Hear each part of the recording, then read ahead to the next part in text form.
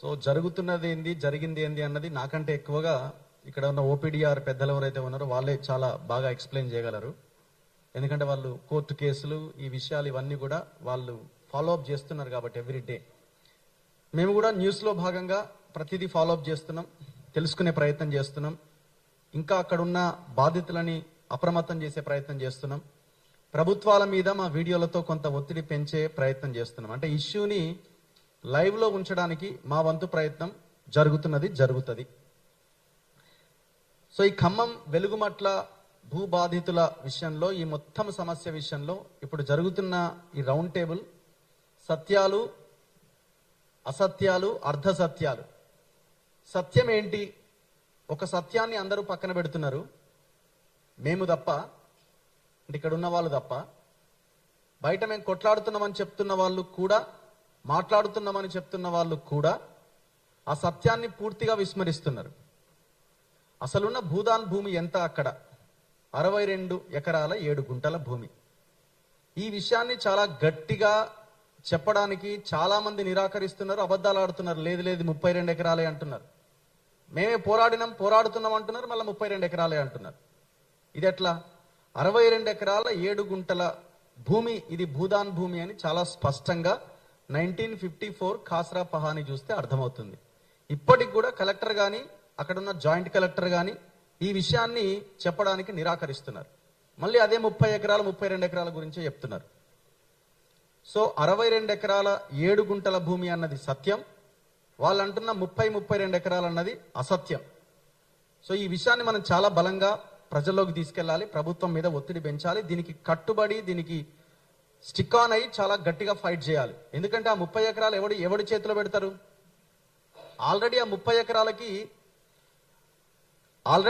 ఎకరాలకి పట్టాలు అయిపోయినాయి, పాస్బుక్లు వచ్చేసినాయి. చాలా క్లియర్గా భూభారతిలో ఒకవైపున రేవంత్ రెడ్డి ఫోటో, ఇంకో వైపున పొంగులేటి శ్రీనివాసరెడ్డి ఫోటో ఉన్న భూభారతిలో ల్యాండ్ స్టేటస్ చూస్తే భూదాన్ ల్యాండ్ అని చాలా క్లియర్గా కనబడుతున్నది. మరి అట్లాంటి భూమిని పట్టాలు చేసినారు, పాస్బుక్లు వచ్చినాయి, కొన్ని ఎకరాలకైతే నాలా కన్వర్షన్ కూడా అయిపోయింది.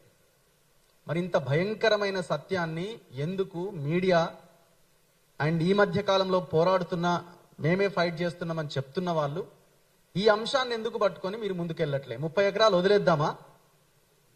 32 ఎకరాల్లో ఆ ఇండ్లు కట్టాలి, మిగతా 30 ఎకరాలు కూడా అదే భూదాన్ బోర్డు ఇచ్చిన ప్రొసీడింగే. ఆ 100 గజాల చొప్పున 1895 మంచికి ఇందుకు ఇచ్చిన ప్రొసీడింగ్సే. అండ్ నేను ఇంకొకటి రిక్వెస్ట్ అనుకోండి, డిమాండ్ అనుకోండి, భూదాన్ యజ్ఞ బోర్డు చైర్మన్ గారు, మీ దగ్గర ఉన్న ఎవిడెన్స్ ని కూడా ఖచ్చితంగా మాలాంటి వాళ్ళకి ప్రొడ్యూస్ చేయాలి. మేము ఇది రిక్వెస్ట్ గా దయచేసి అడుగుతున్నాం. ఎందుకంటే మీరు కూడా ఈ బాధితుల పక్షాన పోరాటం చేస్తామని చెప్తున్నారు కాబట్టి. మీరు మా ఇంటర్వ్యూలో చెప్పారు, ఇది డిజిటలైజ్ చేసి మేము సమాచారం అంతా పక్కన పెట్టినామని. మీ దగ్గర ఈ 62 ఎకరాల 7 గుంటలకు సంబంధించిన ఏ ఎవిడెన్స్ ఉన్నా దయచేసి మా ముందు పెట్టాల్సిన అవసరం ఉంది. మీరు కూడా అడగాల్సిన అవసరం ఉన్నది ఖచ్చితంగా. మేము ఆల్రెడీ ఫోన్ చేసినాం, నేను పాషం సార్ కలిసి ఫోన్ చేసి అడిగినప్పుడు ఖచ్చితంగా నేను ఇస్తా అన్నారు ఆయన. సో ఇవ్వాల్సిన అవసరం ఉందని మేము రిక్వెస్ట్ చేస్తున్నాం, ఎందుకంటే అది చాలా పెద్ద ఎవిడెన్స్ అవుతుంది. 1954 ఖాస్రా పహాని చాలా క్లియర్గా ఉన్నది, అది చాలా పెద్ద ఎవిడెన్స్. ఆల్రెడీ ఏ ఛానల్లో ఎక్కడ ఎవరు దాన్ని ప్రజెంట్ చేస్తలేరు. ఇప్పుడు నిన్న మొన్న నిజ నిర్ధారణ కమిటీ పోయారు, మరి ఆ నిజ నిర్ధారణ కమిటీ వాళ్ళకు కూడా మేము అడుగుతున్నాము, ఈ 62 ఎకరాల లెక్క తేలుస్తున్నారా లేదా? మీరు కేవలం ఆ 32 ఎకరాల్లో ఉన్న గుడిసెల గురించే, ఇండ్ల గురించే మాట్లాడుతున్నారా? చాలా విలువైన ప్రాపర్టీ అది. ఎంత విలువైన ప్రాపర్టీ అంటే మార్కెట్ వాల్యూనే, మనం అక్కడ కొనాలి అన్న మార్కెట్ వాల్యూనే 1,18,50,000 రూపాయలు ఉంది. అంటే దాని మీద 7% మనం ట్యాక్స్ కట్టి మనం రిజిస్ట్రేషన్ చేసుకోవాలి. మార్కెట్ వాల్యూనే 1,20,00,000 ఉన్నదంటే దానికి 10 times ఎక్కువ ఉంటుంది మనం బయట కొనుక్కునే రేటు. అంటే దాదాపు ఒక 7 నుంచి 10 కోట్ల రూపాయల విలువ చేసే భూమి అది. ఇంకా అంతకంటే ఎక్కువ ఎక్కడ, ఇంకొక 2 హైవేలు వస్తున్నాయి మధ్యలో ఉన్న బిట్ కాబట్టి ఇంకా పెరుగుతుంది రేట్ అది. సో మనం ఆ 62 ఎకరాల 7 గుంటల మీద పోరాటం చేయాలి. 30 ఎకరాలు అనేది పక్కన పెట్టాలి, అసలు ఆ 30 ఎకరాలన్న పదమే తీసుకురావద్దు. 62 ఎకరాలు మనదే భూదాన్ భూమే, అది ఆ పేద ప్రజలకి, ఆ 1895 మందికి చెందాల్సిన భూమి. ఇది సత్యం. వాళ్ళు అంటున్న 30 ఎకరాలు అసత్యం. అండ్ ఇంకొకటి ఇందులో ప్రధానంగా కనబడుతున్నది, వసూలు చేశారు అన్నది ఒక పెద్ద చర్చ తీసుకొచ్చారు. వాళ్ళే చెప్తున్నారు, ఎస్ మేము వసూలు చేశాము. ఎవరి కోసం వసూలు చేశాం? కరెంటు పోల్ వేయడానికి, ట్రాన్స్ఫార్మర్ వేయడానికో, లేకపోతే సోలార్ పెట్టడానికో, నీళ్ళు ఇవ్వడానికో, ట్యాంకర్లకో, దానికో దీనికో మేము ఖర్చు పెట్టినామని కమిషనర్ ముందే ఒక పెద్ద రిపోర్ట్ తయారు చేసి వాళ్ళ ముందు పెట్టారు. ఇంకేం కావాలా? గవర్నమెంట్ ఇక్కడ అర్ధ సత్యాలని ప్రచారంలోకి తీసుకొస్తున్నది. వాళ్ళు వసూలు చేశారు, వాళ్ళు వసూలు చేశారు. వసూలు చేసింది వాస్తవమే. ఆ వసూలు చేసిన సొమ్ము అదే కాలనీలో ఉన్న ప్రజల కోసం ఖర్చు పెట్టింది, అంతే వాస్తవం. సో ఇది అర్ధ సత్యం ఇది. అండ్ ఇంకొకటి, ఇందులో ఇప్పుడు నిజ నిర్ధారణ కమిటీలు అంటున్నారు, అదంటున్నారు, ఇవి అంటున్నారు. ఆల్రెడీ వీళ్ళు ఓపీడీఆర్ వాళ్ళ దగ్గర పేర్లతో సహా, వాళ్ళ ఆధార్ నెంబర్లతో సహా, వాళ్ళకి జరిగిన నష్టం ఎంతనో 800 మంది పేర్ల లిస్టుతో వాళ్ళు ఆల్రెడీ లిస్టే బయట పెట్టింది కదా. ఇంకా అంతకంటే భయంకరమైన నిజ నిర్ధారణ ఏం అక్కర్లేదు. అంత క్లారిటీగా ఉన్నది. నిర్ణయం తీసుకోవడమే మిగిలి ఉన్నది కాబట్టి మనం ఈ కమిటీలు, ఈ కాలయాపనలు కాదు, ప్రభుత్వాల మీద డైరెక్ట్ గా పోరాటం చేయడమే మిగిలి ఉన్నది. అంతకుమించి ఏం లేదు ఇక్కడ. సో ఈ వసూళ్లు అన్న ఈ అర్ధ సత్యాన్ని ప్రభుత్వం, ఈ ముగ్గురు మంత్రులు, ముఖ్యమంత్రి కలిసి దాన్ని ప్రజల్లోకి తీసుకొని వెళ్ళి ఇక్కడంతా ఏదో జరిగిందట, ఇక్కడంతా ఏదో క్రైమ్ జరిగిందట, ఆర్థిక విధ్వంసం జరిగిందట అని ప్రచారంలోకి తీసుకొస్తున్నాయి. ఇందులో వసూలు చేసింది వాస్తవమే, కానీ అది ప్రజల కోసమే. ఇది పూర్తిగా అర్ధ సత్యం కింద మనం భావించాలి. ఇంకా ఇందులో చాలా సత్యాలు ఉన్నాయి. వీళ్ళు పోరాటం చేసింది, ఇప్పుడు ఎవరైనా కూడా మనం దోపిడీ చేయాలంటే 9 ఏళ్ళుగా వాళ్ళతోనే నిలబడి ఫైట్ చేసే సిచ్యువేషన్ ఎందుకు వస్తుంది? 9-10 ఏళ్ళుగా వాళ్ళతోనే ఎందుకుంటారు? దోపిడీ చేయాల్సినోడు సమయం చూసుకుంటాడు, కావాల్సింది వస్తుంది, అవతల పడతాడు. అంటే నేను ప్రత్యక్షంగా చూసిన, అంబేద్కర్ భవన్ దగ్గరికి వెళ్ళినప్పుడు ఒకరిద్దరు ఓపీడీఆర్ వాళ్ళు అక్కడికి వచ్చారు. వాళ్ళు ఒకరిద్దరు తిడుతున్నారు వీళ్ళని. ఎందుకు తిడుతున్నారంటే, మీరు ఎక్కడ పోయిర్రు, మీరు ఎందుకు అంటే వాళ్ళ బాధలో వాళ్ళు ఉన్నారు. మీరు ఎందుకు రాలేదు, కూలగొట్టినప్పుడు ఎక్కడ పోయిర్రు అని వాళ్ళని నానా మాటలు అంటున్నారు. అందులో కొంతమంది గవర్నమెంట్ కి సంబంధించి అటువైపు ఉన్న వాళ్ళు కూడా వీళ్ళని అటాక్ చేసే ప్రయత్నం చేస్తున్నారు.